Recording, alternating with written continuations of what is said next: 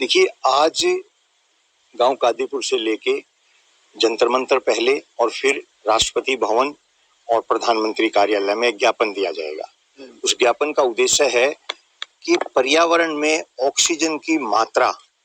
कितनी होनी चाहिए, इंसान के लिए कितनी ऑक्सीजन की आवश्यकता है और ऑक्सीजन कहाँ से उत्पत्ति होती है, कहाँ से आती है, इस तरह की कोई जानकारी भारत सरकार के पास उपलब्ध नहीं है। ये बहुत ही ताज्जुब की बात है कि भारत सरकार का जो मैं लगभग 2 वर्ष से इस पर प्रयास कर रहा हूँ। भारत सरकार और सभी राज्यों को लगभग 3-3 पत्र यानी लगभग 150 पत्र मैं लिख चुका हूँ। सभी राज्य इस बात से मना कर रहे हैं कि हमारे पास पर्यावरण में उपलब्ध ऑक्सीजन की कोई जानकारी नहीं है। सबका जवाब ये है कि पर्यावरण में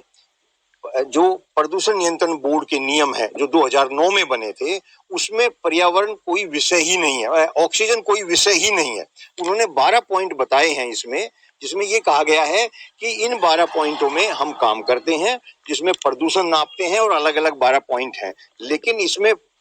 ऑक्सीजन का जो है वो विषय हमारे से संबंधित नहीं है। भारत सरकार अनेकों बार लिख के दे चुकी है, भारत सरकार दे चुकी है, दिल्ली सरकार दे चुकी है, दिल्ली नगर निगम दे चुका है और अलग अलग राज्यों से भी जवाब आए हैं। वो कह रहे हैं कि पर्यावरण में ऑक्सीजन हमारे पास उपलब्धता की जानकारी नहीं है। उन्होंने हमें आंकड़ा दिया है, लिखा है कि ये आंकड़ा हम दे रहे हैं, लेकिन ये इंटरनेट से उठा के दे रहे हैं और वो आंकड़े में